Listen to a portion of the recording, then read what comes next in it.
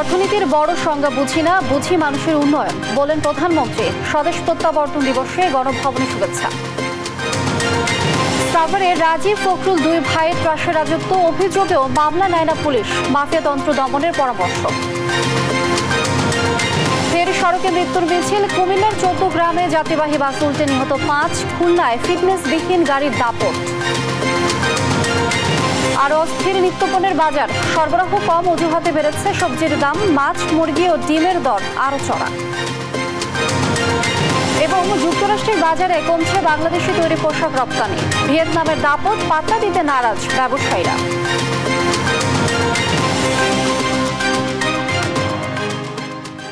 দেখছিলেন শিরোনাম সংবাদ, দুপুরের সঙ্গে আছি আমি লিনি আফরোজ। দেশের মানুষের ভাগ্য উন্নয়নে আওয়ামী লীগ সবসময় এগিয়ে এসেছে এবং আসবে। আওয়ামী লীগ সভাপতি ও প্রধানমন্ত্রী শেখ হাসিনা স্বদেশ প্রত্যাবর্তন দিবসে সকালে গণভবনে নেতাকর্মীরা শুভেচ্ছা জানাতে গেলে এ কথা বলেন তিনি। সরকার প্রধান বলেন, ৭৫ পরবর্তী সরকারগুলো মানুষের উন্নয়নের কথা ভাবেনি, শুধু ভোগ বিলাসে লিপ্ত ছিল। জুবাইর রাজিন জানাচ্ছেন বিস্তারিত। আওয়ামী লীগ সভাপতি ও প্রধানমন্ত্রী শেখ হাসিনার স্বদেশ প্রত্যাবর্তন দিবস উপলক্ষে শুক্রবার সকালে শেখ হাসিনার সাথে শুভেচ্ছা বিনিময় করেন আওয়ামী লীগের নেতাকর্মীরা। এ সময় কঠিন দুঃসময়ের কথা তুলে ধরেন তিনি। ৭৫ পর আমাদের আওয়ামী লীগের সকল নেতাকর্মী গ্রেপ্তার ছিল, বন্দী ছিল। শেখ হাসিনা বলেন, বঙ্গবন্ধু যে বাংলাদেশের স্বপ্ন দেখেছিলেন বর্তমানে অনেকটা বাস্তবায়ন করতে পেরেছে তার সরকার। আজকে বঙ্গবন্ধু শেখ মুজিব নেই, কিন্তু তার বাংলাদেশ, অন্তত এইটুকু বলতে পারি যে কিছুটা হলেও তিনি যা আকাঙ্ক্ষা নিয়ে দেশ স্বাধীন করেছিলেন এবং যে মুক্তিযুদ্ধের চেতনা নিয়ে দেশ স্বাধীন করেছে, কিছুটা হলেও সেটা আমরা বাস্তবায়ন করতে পেরেছি। আওয়ামী লীগ সভাপতি বলেন, ৭৫ পরবর্তী সরকারগুলো ভোগবিলাসে লিপ্ত ছিল, দেশের কোনো উন্নয়ন করেনি। ৭৫ পর সেনাবাহিনীতে হাজার হাজার অফিসার সৈনিকদের হত্যা করেছে, বিমান বাহিনীর অফিসারদের হত্যা করেছে, শহীদদের হত্যা করেছে, আমাদের আওয়ামী লীগের নেতাকর্মীকে অত্যাচার নির্যাতন করেছে, শুধু তাদের ক্ষমতাটাকে কক্ষিগত করতে, কিন্তু দেশের কোনো উন্নতি করতে পারেনি। মানুষের বিপদে সবসময় আওয়ামী লীগ এগিয়ে এসেছে এবং সবসময় আসবে বলেও জানান প্রধানমন্ত্রী। জুবাইর রাজিন, দেশ টিভি, ঢাকা। ১৯৮১ সালে ১৭ মে দীর্ঘ নির্বাসন শেষে বঙ্গবন্ধুবিহীন বাংলাদেশে ফেরেন কন্যা শেখ হাসিনা। গ্রহণ করেন আওয়ামী লীগের নেতৃত্বভার। ২১ বছর পর ১৯৯৬ সালে তার নেতৃত্বেই ক্ষমতায় আসে আওয়ামী লীগ। আগের ৪ মেয়াদে ২০ বছর, আর এখন পঞ্চমবারের মতো তিনি দেশের প্রধানমন্ত্রীর দায়িত্বে। রাজনীতিবিদ আর বিশ্লেষকরা বলছেন, পাকিস্তানি ধারা থেকে ফিরিয়ে বাংলাদেশকে উন্নত সমৃদ্ধ দেশে পরিণত করতে অকুত ভয়ে ছুটছেন মুজিব তনয়া। জয় যাদবের রিপোর্ট। মুক্তিযুদ্ধোত্তর স্বাধীন সার্বভৌম বাংলাদেশের যাত্রা শুরু হয় একটি গণতান্ত্রিক প্রগতিশীল সংবিধানের 4 মূল নীতির উপর ভিত্তি করে। কিন্তু ৭৫-এর 15ই আগস্ট বঙ্গবন্ধুকে সপরিবারে হত্যা আর ৩ নভেম্বর জেলখানায় 4 জাতীয় নেতাকে হত্যার মধ্য দিয়ে সংবিধানের সে পথচলা রুদ্ধ হয়, চেপে বসে সামরিক শাসন। বঙ্গবন্ধুর দল আওয়ামী লীগে তখন নানা মত ও নেতৃত্বের মেরুকরণ। এমন অবস্থায় ১৯৮১ সালের 14, 15 ও 16 ফেব্রুয়ারি ঢাকার ইডেন হোটেলে দলের 13তম কাউন্সিল। পাল্টাপাল্টিতে কাউন্সিল ভেঙে পড়ার উপক্রম দেখা দেয়। সে সময়ই শেখ হাসিনার নাম প্রথম উচ্চারিত হয় আওয়ামী লীগ সভানেত্রী হিসেবে। এরপর 17ই মে নির্বাসিত জীবনের অবসান ঘটিয়ে ভারত থেকে ফিরে আসেন তিনি। শেখ হাসিনা যেদিন ফিরলেন সেদিন দুটি কথা মনে হয়েছিল। একটি হচ্ছে আওয়ামী লীগ হয়তো একত্রিত হবে, 2 তার নেতৃত্বে হয়তো এই পাকিস্তানের দিকে যে যাত্রা সেটা রুদ্ধ হবে, হলে বাংলাদেশটাকে হয়তো আমরা আবার ফিরে পাবো। রাজনীতিতে শেখ হাসিনা জীবনের ঝুঁকি নিয়েছেন, জেল খেটেছেন, এর মধ্যেই হয়েছেন 5 বার সরকার প্রধান, আর টানা 4 দশকের বেশি সময় ধরে তিনি নেতৃত্ব দিচ্ছেন আওয়ামী লীগের। 81-তে জনতার সামনে যে মূল্যবোধ রক্ষার প্রতিশ্রুতি দিয়েছিলেন, সেই সংগ্রামে তিনি এখনো আছেন। অত্যন্ত পিচ্ছিল পথে তার এগোতে হয়েছে, বারবার তার জীবনের ঝুঁকি এসেছে, 19 বার তাকে প্রাণনাশ করার চেষ্টা করা হয়েছে। আল্লাহর রহমতে তিনি বেঁচে আছেন। আর শেখ হাসিনার জন্য বাংলাদেশ একটি দেশ হিসাবে, আত্মমর্যাদাশীল দেশ হিসাবে পৃথিবীর বুকে দাঁড়াতে সক্ষম হয়েছে। শেখ হাসিনা ওই মুহূর্তে না আসলে আওয়ামী লীগ টুকরা টুকরা হয়ে যেত এবং অনেক দিন লাগতো সেই জোড়া নিতে। আর সবচেয়ে বড় কথা, আদর্শ বিচ্যুত হতো আওয়ামী লীগ। গণতন্ত্রের জন্য যে লড়াইটা আওয়ামী লীগ করে, সেই আদর্শ থেকে বিচ্যুত হতো। বিশ্লেষকরা বলছেন, দেশি বিদেশি ষড়যন্ত্র রুখে মুক্তিযুদ্ধের চেতনায় দেশকে এগিয়ে নিয়ে যাওয়ার ক্ষেত্রে অপ্রতিদ্বন্দ্বী শেখ হাসিনার নেতৃত্ব। জয় যাদব, দেশ টিভি, ঢাকা। প্রধানমন্ত্রী শেখ হাসিনা বলেছেন, অর্থনীতির বড় সংজ্ঞা বুঝেন না তিনি, বুঝেন দেশের মানুষের ভাগ্য উন্নয়ন। সকালে রাজধানীর ইঞ্জিনিয়ার্স ইনস্টিটিউশনে অর্থনীতি সমিতির সম্মেলনে এই কথা বলেন তিনি। বলেন, যুদ্ধের কারণে বিশ্বব্যাপী যে অস্থিরতা চলছে তার আঁচও পড়েছে বাংলাদেশের অর্থনীতিতে। নিষেধাজ্ঞা পাল্টা নিষেধাজ্ঞা না থাকলে দেশ এগিয়ে যেত, জানান সরকার প্রধান। বলেন, আসন্ন বাজেটে জিডিপি হার কিছু কম হলেও পরে তার সমন্বয় করা হবে।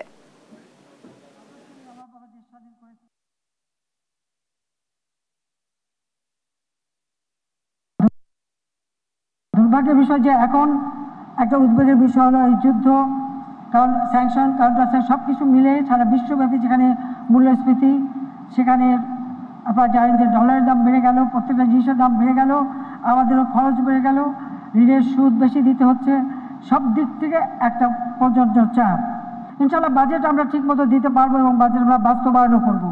তবে আমরা যেহেতু এই যুদ্ধ এবং স্যাংশনের জন্য কিছুটা সাধন করতে গিয়েছি, এই কিছুটা সাধনের ফলাফল হচ্ছে হয়তো আমাদের জিডিপি যেটা আগে গতবার পেয়েছিলাম এত কিছু কম দেই, কিন্তু সেটাও আমরা পরবর্তীতে উত্তরণ ঘটাতে পারবো সেই বিশ্বাস আছে।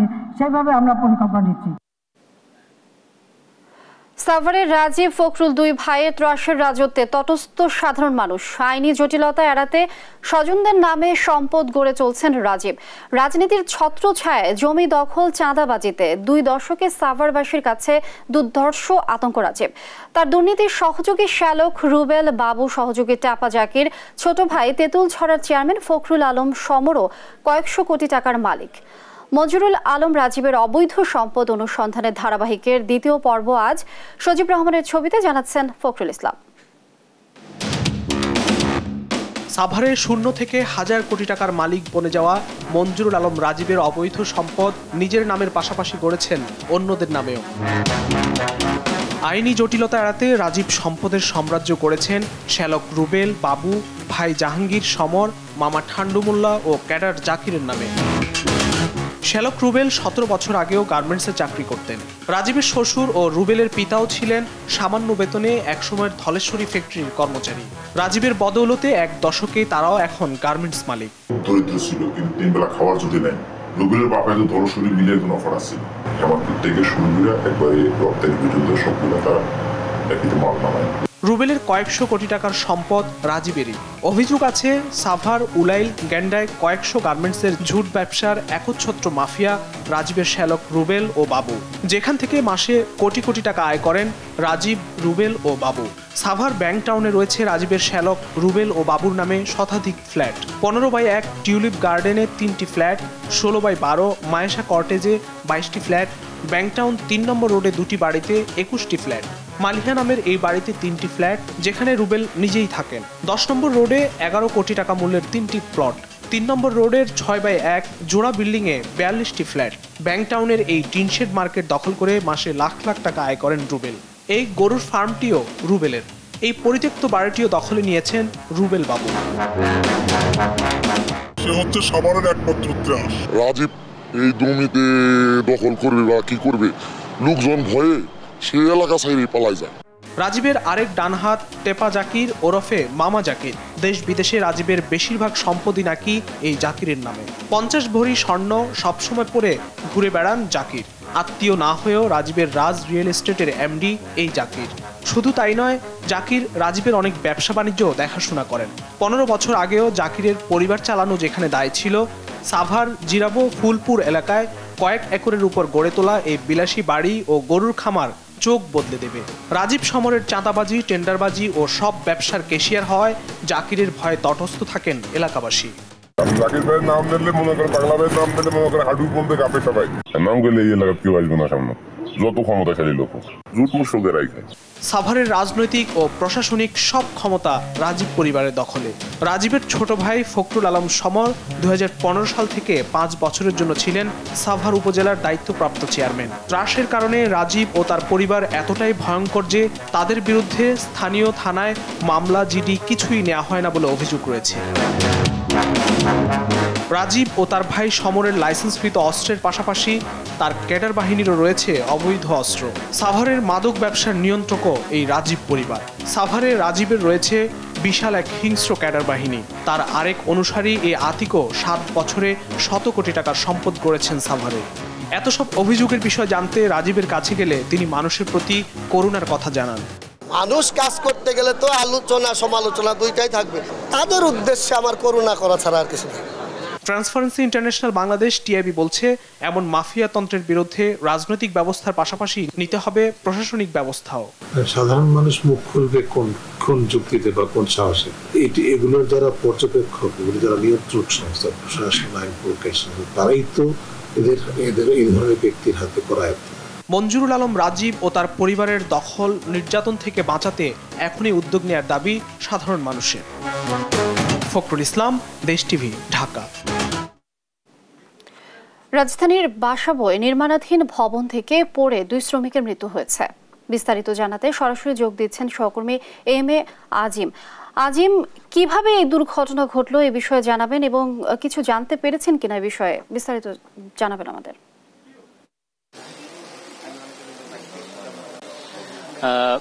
আমি এই মুহূর্তে রয়েছি বাসাবোতে, যে ভবনটিতে আসলে দুর্ঘটনাটি ঘটেছে সেই ভবনটির সামনে। এখানে আপনারা দেখতে পাচ্ছেন যে ভবন, এখানে দুটি পাশাপাশি 10 তলা বিশিষ্ট ভবন রয়েছে, যেটিতে আসলে নির্মাণের কাজ চলছিল এবং এখানে সকাল 9টার দিকে দুর্ঘটনাটি ঘটে। এখানে দুটি ভবনের পাশাপাশি যে ভবনগুলো রয়েছে তার খুবই অল্প। আজিম, ধন্যবাদ আপনাকে। কুমিল্লার 14 গ্রামে ঢাকা চট্টগ্রাম মহাসড়কে বাস উল্টে 5 জন নিহত হয়েছেন। শুক্রবার ভোরে ঢাকা চট্টগ্রাম মহাসড়কের উপজেলার বসন্তপুর এলাকায় ঢাকা থেকে চট্টগ্রাম কক্সবাজারগামী রিল্যাক্স পরিবহন নিয়ন্ত্রণ হারিয়ে খাদে পড়ে। এতে 5 জন নিহত ও 7 জন আহত হয়েছেন। চট্টগ্রাম ফায়ার সার্ভিসের ইনচার্জ বিপ্লব কুমার নাথ বলেন, দুর্ঘটনার খবর পেয়ে দ্রুত ঘটনাস্থলে পৌঁছায়। আহতদের উদ্ধার করে চট্টগ্রাম উপজেলা স্বাস্থ্য কমপ্লেক্সে পাঠানো হয়।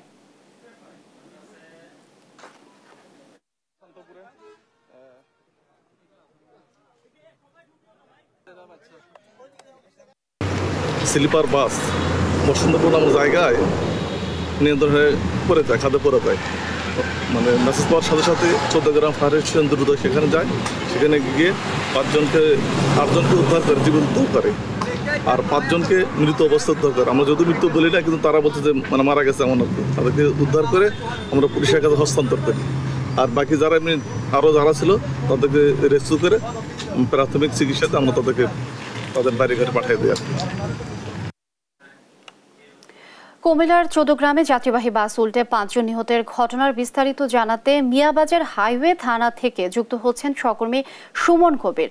সুমন, এখনকার সর্বশেষ পরিস্থিতি জানাবেন আমাদের। জি লিনিয়া, আপনাকে ধন্যবাদ। আমরা যেটা বলছি না, আসলে কুমিল্লা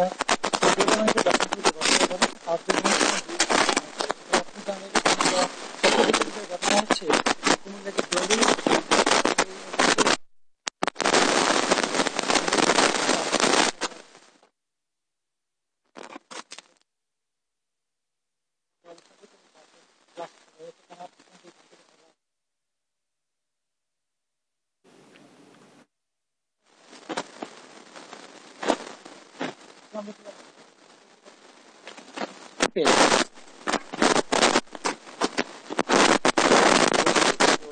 মহাসড়ক এবং বাংলাদেশের অর্থনীতির লাইফ লাইন। সবসময় গাড়ি চলছে, আপনারা দেখছেন যে গাড়ি কন্টিনিউ 2 লেনে চলছে। যে দুর্ঘটনা আজকে ঘটেছে এটা কিন্তু এখানে আমরা দুর্ঘটনার ঘটনাস্থল, সেই ঘটনাস্থলে পরিদর্শন করে দেখছি সেখানে তো কোনো যানজট নেই, আলাদা কোনো গাড়ি নাই, আলাদা কোনো নাই। সম্ভবত অসতর্কতার কারণে, ড্রাইভারের অসতর্কতার কারণেই কিন্তু এই দুর্ঘটনা ঘটতে পারে। 1, দুই হচ্ছে গাড়ি যে বডি সেটা আমরা দেখেছি যে মোটামুটি ভালো, অথবা গাড়ির যিনি মালিক তিনি নিশ্চয়ই ভালো ড্রাইভারই দিবেন। সেক্ষেত্রে আমি মনে করি যে তার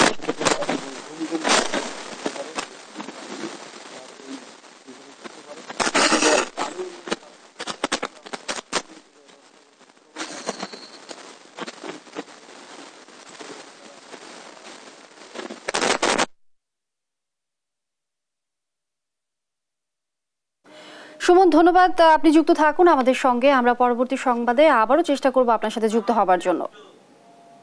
সংবাদ দুপুরে আরো থাকছে। ইসরায়েলি বর্বরতায় রক্তাক্ত গাজার রাফা এক রাতে ৩৯ ফিলিস্তিনি নিহত। শান্তিরক্ষী মোতায়েনের আহ্বান আরব লীগের। খুলনার সড়কে অবাধে দাপিয়ে বেড়াচ্ছে ফিটনেসবিহীন ৬০০ গাড়ি। এর মধ্যে রয়েছে অটোরিকশা, বাস, ট্রাক ও মাইক্রোবাস সহ বিভিন্ন যানবাহন। এসব ফিটনেসবিহীন গাড়িতে যাত্রীদের ভোগান্তির পাশাপাশি প্রায় ঘটে দুর্ঘটনা। তাই এসব যানের বিরুদ্ধে ব্যবস্থা নেওয়ার দাবি সচেতন নাগরিকদের। সহকর্মী নুর ইসলাম রকি জানাচ্ছেন বিস্তারিত। নগরীর প্রবেশদ্বার, গুরুত্বপূর্ণ পয়েন্টে অভিযান এবং টার্মিনালে নিয়মিত ব্যবস্থা নিলেও সড়কে কোনোভাবেই বন্ধ হচ্ছে না ফিটনেসবিহীন গাড়ি চলাচল। এতে বাড়ছে দুর্ঘটনা, ঝুঁকিতে পড়ছেন যাত্রীরা। বিআরটি এর তথ্য অনুযায়ী নগরী ও জেলার বিভিন্ন রুটে ফিটনেস ছাড়াই চলাচল করছে বাস, অটোরিকশা, ট্রাক, প্রাইভেট কার সহ বিভিন্ন ধরনের অন্তত ৬ শতাধিক যানবাহন। ভোগান্তি ও দুর্ঘটনা এড়াতে ফিটনেসবিহীন গাড়ি চলাচল বন্ধের দাবি যাত্রীদের। হালনাগাদ কাগজপত্র ছাড়া গাড়ি চলাচল বন্ধ করতে প্রশাসনকে আরও কঠোর হওয়ার পরামর্শ মোটর শ্রমিক ইউনিয়ন ও নিরাপদ সড়কচারী সংগঠনের। ফিটনেস না হলে তো সমস্যা অনেক কিছু, দুর্ঘটনার সমস্যা। শ্রমিক ইউনিয়নের সিদ্ধান্ত দিতে কোনো মালিকের গাড়ি যদি কমপ্লিট না থাকে সেই ক্ষেত্রে আমরা সেই গাড়ি চালাবো না। সড়ক নিরাপত্তা যে আইন আছে সেই আইনের যদি সঠিক বাস্তবায়ন হয় তাহলে সড়কে যেমন দুর্ঘটনা কমবে তেমনি মানুষ নিরাপদে ঘরে ফিরবে। তবে সড়কে ফিটনেসবিহীন গাড়ি নেই দাবি করে বাস মালিকরা বলছেন তাদের চাপে রাখতে বিআরটিএ এসব অভিযোগ তোলে। আদৌ ফিটনেসবিহীন কোনো গাড়ি আছে কিনা এটা আমার নলেজে নেই।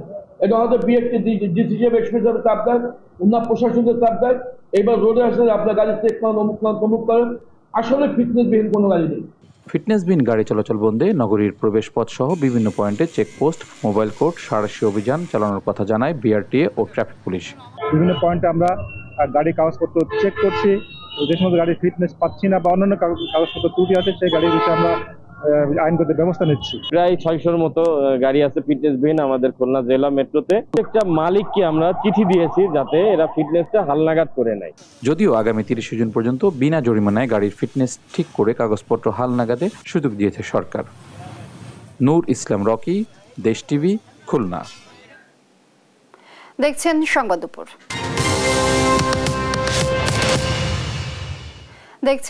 দুপুর। বাজারে কোনোভাবে কমছে না নিত্যপণ্যের দাম। কুষ্টিয়ার বাজারের খবর জানাতে সরাসরি যোগ দিচ্ছেন সহকর্মী নাহিদ হাসান তিতাস যুক্ত হচ্ছেন। তিতাস, বাজারে পণ্যের দাম এত চড়া কেন, এ বিষয়ে বিস্তারিত জানাবেন। ধন্যবাদ লিনি। আসলে কোনোভাবেই বাজারে স্বস্তি ফিরছে না, অর্থাৎ চাল ডাল থেকে শুরু করে সবজি, মাছ, মাংস সবকিছুর দামই কিন্তু প্রতিদিন বাড়ছে। আমি রয়েছি কুষ্টিয়ার সবচেয়ে বড় বাজার, পৌর বাজার। এই বাজারে যদি আমি আজকে বাজার দর আপনাকে জানাই, যেমন কুষ্টিয়ার বাজারে আলু বিক্রি হচ্ছে আজকে ৫০ টাকা কেজি দরে, পটল বিক্রি হচ্ছে ৫০ টাকা কেজি দরে এবং বেগুন বিক্রি হচ্ছে ৬৫ টাকা কেজি দরে। এছাড়া সবচেয়ে বেশি বেড়েছে হচ্ছে মরিচের দাম, অর্থাৎ মাত্র এক সপ্তাহের ব্যবধানে মরিচের দাম বেড়েছে কেজিতে ৬০ টাকা। আজকের বাজারে বিক্রি হচ্ছে ১৪০ টাকা কেজি দরে। এছাড়া পেঁয়াজের বাজারেও কোনোভাবে স্বস্তি ফিরছে না, পেঁয়াজের দামও বরাবরের মতো বাড়ছে। যেমন আজকের পেঁয়াজের দাম, বাজারে পেঁয়াজ বিক্রি হচ্ছে ৬৫ থেকে ৭০ টাকা কেজি দরে। অর্থাৎ আমি বলতে পারি যে সব ধরনের সবজির দামই কিন্তু চড়া এবং কোনো সবজি ৫০ টাকার নিচে কিন্তু বাজারে পাওয়া যাচ্ছে না। এছাড়াও যদি আমি ডিম এবং মুরগির বাজারের কথা আপনাকে বলি, যেমন মুরগির দামও প্রতিদিনই কুষ্টিয়ার বাজারে বেড়েই চলেছে। ব্রয়লার মুরগি বিক্রি হচ্ছে ২২০ টাকা কেজি দরে এবং সোনালী মুরগি বাজারে বিক্রি হচ্ছে ৩৬০ টাকা কেজি দরে এবং ডিম ৪৮ টাকা হালির দরে বিক্রি হচ্ছে। অর্থাৎ আমি বলতে পারি যে কোনো বাজারেই কিন্তু কোনো স্বস্তির খবর নেই, প্রতিদিনই কিন্তু দাম বেড়েই যাচ্ছে। এ বিষয়ে আমি যারা সবজি বিক্রেতা রয়েছে আমি তাদের সাথে কথা বলেছি। সবজি বিক্রেতারা যেটি বলছে যে আসলে এই যে তীব্র খরা চলছিল, এই তীব্র খরার মধ্যে কিন্তু অনেক গাছই মারা গেছে, সবজি গাছ মারা গেছে, যার ফলে কিন্তু সবজির সরবরাহ কমেছে, যার কারণে কিন্তু দাম বেড়ে যাচ্ছে। আর এছাড়া এদিকে এই দীর্ঘদিন ধরেই কিন্তু সবজির বাজারের এই অস্থিরতার ফলে নাবিশ্বাস উঠেছে সাধারণ ভোক্তাদের। তারা বলছে যে কোনো মূল্যে এই বাজারটিকে নিয়ন্ত্রণ করা হোক। তবে আমরা দেখেছি যে বাজার কিন্তু কোনোভাবেই নিয়ন্ত্রণ করা যাচ্ছে না এবং যারা সাধারণ ভোক্তা তাদের কিন্তু ক্ষোভ বাড়ছেই। এই ছিল কুষ্টিয়ার বাজার থেকে আমার কাছে সর্বশেষ খবর। লিনিয়া। তিতাস, ধন্যবাদ আপনাকে। দর্শক, কুষ্টিয়ার বাজার পরিস্থিতি জানছিলাম সহকর্মী তিতাসের কাছ থেকে। সংবাদ দুপুরে আরো যা থাকছে। দীর্ঘ ভ্রমণ শেষে যুক্তরাষ্ট্রে পৌঁছেছে বাংলাদেশ দল। ছন্দ ধরে রেখে বিশ্বকাপে ভালো করতে চান তাসকিন। তীব্র দাবদাহে বিপর্যস্ত জনজীবন, এ নিয়ে আরো বিস্তারিত জানাতে যশোর থেকে যুক্ত হচ্ছেন সহকর্মী ইন্দ্রজিৎ রায়। ইন্দ্রজিৎ, আজকে তাপমাত্রা কত, এ বিষয়ে জানাবেন আমাদের। ধন্যবাদ। টানা তাপ প্রবাহের পর মে মাসের প্রথম সপ্তাহে যে বৃষ্টিপাত হয়েছিল, সেই বৃষ্টির পরে কিছুটা স্বস্তি ফিরেছিল জনজীবনে, কিন্তু গত 3 থেকে 4 দিন ধরে আবারও কিন্তু এই যে তীব্র যে তাপপ্রবাহ সেটি কিন্তু বাড়ছে এবং জনজীবনে যে ভোগান্তি সেটি নেমে এসেছে। আজ গতকাল কিন্তু যশোরের সর্বোচ্চ তাপমাত্রা রেকর্ড করা হয়েছিল 37.8 ডিগ্রি সেলসিয়াস এবং আজ এই মুহূর্তে যদি বলি তাপমাত্রা 35 ডিগ্রির বেশি চলছে, অর্থাৎ আজও কিন্তু তাপমাত্রা 37 ডিগ্রি ছাড়িয়ে যেতে পারে। এই অবস্থার মধ্য দিয়েই জনজীবনে কিন্তু সেই ভোগান্তির যে চিত্র গত টানা প্রায় 1 মাস ধরে যে তাপপ্রবাহ ছিল, সেই তাপপ্রবাহের যে ভোগান্তি সেটি কিন্তু আবার ফিরে এসেছে এবং তীব্র গরম, বিশেষ করে সকালের যে সূর্যের যে তাপ, রৌদ্র তাপের সঙ্গে সঙ্গে যে ঝাপসা গরম, সেই গরমে কিন্তু খাপ খাইয়ে নিতে মানুষের কষ্ট হচ্ছে। বিশেষ করে শ্রমজীবী মানুষ যারা আছেন তারা যখন কাজের সন্ধানে বের হচ্ছেন তাদের মধ্যে কিন্তু চরম অস্বস্তিতে ভুগছেন। একই সঙ্গে সর্ব পেশার মানুষ যারা কাজের সন্ধানে বিশেষ করে এই রোদ এবং এই যে গরম উপেক্ষা করে বাইরে আসছেন তাদের মধ্যে ভোগান্তি। আমরা দেখছি যে রাস্তার ধারে এবং যে ফুটপাতের যে ডাব, লিচু এবং তালের শাঁস সহ মৌসুমি যে ফলের দোকানগুলো আছে সেখানে কিন্তু মানুষের ভিড় বাড়ছে একটু স্বস্তি পাওয়ার জন্য এবং এই অবস্থার মধ্য দিয়ে চলছে আসলে জনজীবন। তো এই ছিল আমার কাছে যশোর থেকে সর্বশেষ। ইন্দ্রজিৎ, অসংখ্য ধন্যবাদ আপনাকে। দর্শক, তীব্র দাবদাহে বিপর্যস্ত জনজীবন, এই বিষয়ে বিস্তারিত জানাচ্ছিলেন সহকর্মী ইন্দ্রজিৎ রায়। দেখছেন সংবাদ দুপুর।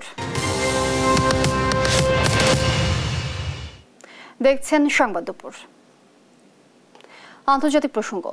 ফিলিস্তিনের গাজার দক্ষিণাঞ্চলীয় শহর রাফায় আরও জোরদার হয়েছে ইসরায়েলি হামলা। গেল 24 ঘন্টায় হামলায় নিহত হয়েছেন আরও 39 ফিলিস্তিনি। আর রাফায় সামরিক অভিযান বন্ধে দক্ষিণ আফ্রিকার করা আবেদনের উপর আন্তর্জাতিক বিচার আদালত ICJ-তে শুনানি করা শুরু হয় বৃহস্পতিবার।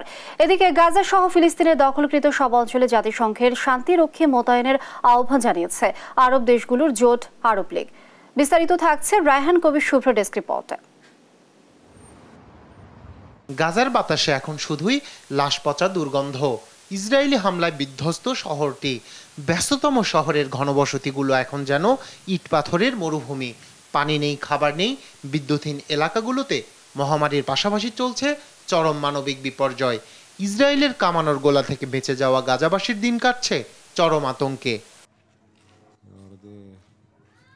গেল কয়েকদিনের ইসরায়েলি তাণ্ডবে ধ্বংসের নগরীতে পরিণত হয়েছে গোটা দক্ষিণাঞ্চল। এর মধ্যে রাফায় আরো জোরদার হয়েছে হামলা। কেবল আবাসিক এলাকা নয়, ইসরায়েলি বর্বরতার হাত থেকে রেহাই পাচ্ছে না শরণার্থী শিবির। গেল 24 ঘন্টায় নিহত হয়েছেন অনেক নারী ও শিশু। এতে করে উপত্যকায় নিহতের সংখ্যা ছাড়িয়েছে প্রায় 35,000। ফিলিস্তিনের গাজার রাফা এলাকায় সামরিক অভিযান বন্ধে ইসরায়েলকে চাপ দিতে দক্ষিণ আফ্রিকার করা আবেদনের ওপর শুনানি শুরু হয় আন্তর্জাতিক বিচার আদালতে। গাজায় ইসরায়েলের চলমান অভিযান ঘিরে আইনি প্রক্রিয়া শুরুর পর এ নিয়ে চতুর্থবারের মতো আদালতটির কাছে জরুরি পদক্ষেপের আহ্বান জানায় দেশটি। বৃহস্পতিবার শুনানির প্রথম দিনে যুক্তিতর্ক উপস্থাপন করেছে প্রসিকিউটর।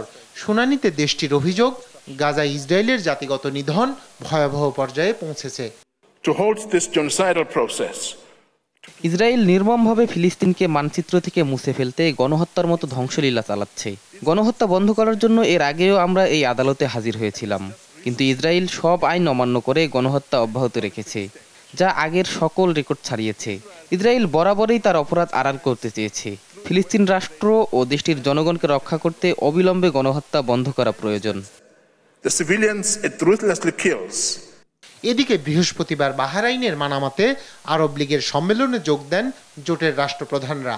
সম্মেলনে জোটের বৈঠক শেষে গাজাসহ ফিলিস্তিনের দখলকৃত সব অঞ্চলে জাতিসংঘের শান্তিরক্ষী মোতায়েনের আহ্বান আরব দেশগুলোর জোট আরব লীগের। এছাড়া এই সম্মেলন থেকে ফিলিস্তিনের সব পক্ষকে ফিলিস্তিন লিবারেশন অর্গানাইজেশনের অধীনে আসার আহ্বানও জানানো হয়। রায়হান কবির শুভ্র, নিউজ ডেস্ক, দেশ টিভি। দেখছেন সংবাদ দুপুর।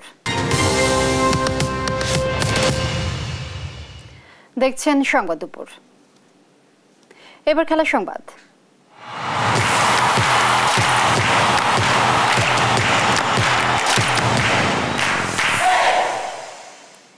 টি-20 বিশ্বকাপ খেলতে যুক্তরাষ্ট্রে পৌঁছেছে বাংলাদেশ ক্রিকেট দল। শুক্রবার বাংলাদেশ সময় ভোর 4:20 টেক্সাসের হিউস্টনের জর্জ বুশ আন্তর্জাতিক বিমানবন্দরে অবতরণ করে টাইগারদের বহনকারী বিমান। বিশ্বকাপ শুরুর আগে প্রস্তুতি হিসাবে টেক্সাসের স্বাগতিকদের বিপক্ষে 3 ম্যাচে টি-20 সিরিজ খেলবে বাংলাদেশ। 21 মে 3 ম্যাচ সিরিজের প্রথম ম্যাচে মুখোমুখি হবে দু দল। সিরিজের বাকি দুটি ম্যাচ অনুষ্ঠিত হবে 23 ও 25 মে। 8 জুন শ্রীলঙ্কার বিপক্ষে ম্যাচ দিয়ে শুরু হবে টাইগারদের বিশ্বকাপ মিশন। এর আগে বুধবার রাত 1:40 এমিরেটস একটি ফ্লাইটে যুক্তরাষ্ট্রের উদ্দেশ্যে রওনা হয় বাংলাদেশ দল।